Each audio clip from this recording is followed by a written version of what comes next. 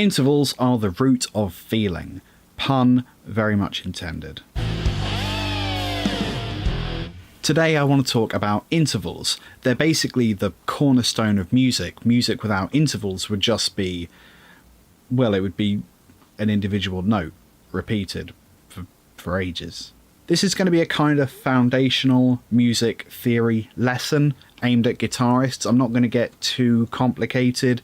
I just want to give you enough information to try and alter the way you think about scales and chords, because this will really help you as a musician long term. There's loads of videos on YouTube that reference intervals, but not many that break it down in a way that's really easy to understand. Understanding intervals can be really beneficial to the way you think about scales, chords, improvisation and composition. So that's what we're going to look at today, and we're also going to touch on major and minor scale composition as well as accidentals. If this kind of thing sounds interesting to you, then remember to subscribe, because I upload weekly videos every Friday at 4 PM GMT about guitar, music theory, or just things that are going on in my life, as well as weekly live streams in addition to that. Yeah, that makes sense. When you play a note, it doesn't really mean anything, it's just a note. When you combine it with other notes, harmony, or follow it with other notes, melody, that's when it starts to convey feeling. Everything in this video will refer to both harmony and melody, by the way. The note C doesn't sound like anything, it just kind of sounds like a C. When you combine that C with a G, it sounds kind of strong and stable. But if that's a C and a G flat, it sounds tense and weird. A C with an E is nice, uplifting. A C with an E flat sounds sad, but not unpleasant. A C with a D flat sounds cluttered and kind of just bad. Those are all examples of intervals. They all have a name and they all have a distinct feeling. The interval of C to G is called a fifth, and it's called a fifth because in the C major scale, when we play it, G is the fifth note that we come across. C, D, E, F, G.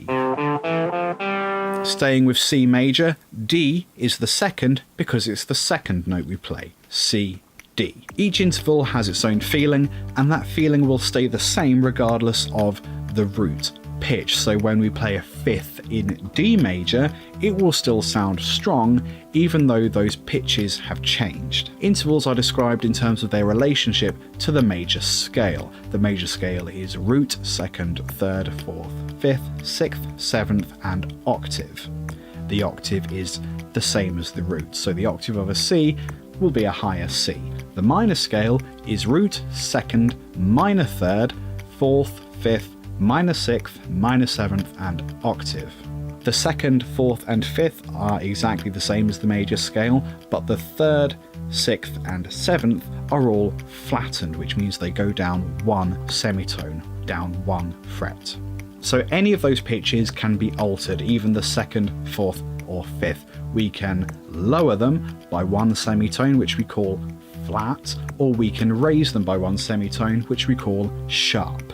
We can refer to those as diminished or augmented as well. This is kind of where we get into the more advanced interval theory stuff like modes.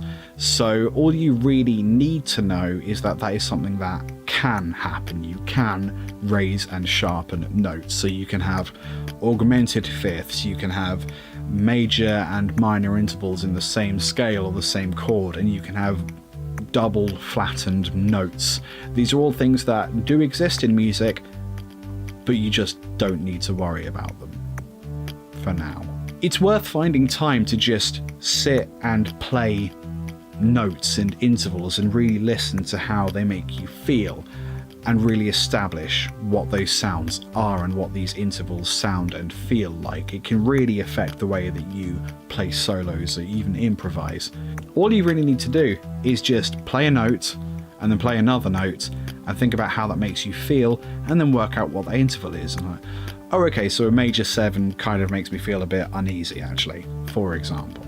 Those feelings we get from pairs of notes become more complex and more nuanced the more notes you add. So a group of 3 notes is going to sound more intricate and have a more specific feeling, more so with a group of 4 notes. So that is a really brief primer on intervals. I hope that's enough to get you started and begin adjusting the way you think about scales and chords and composition and improvising and all those lovely things.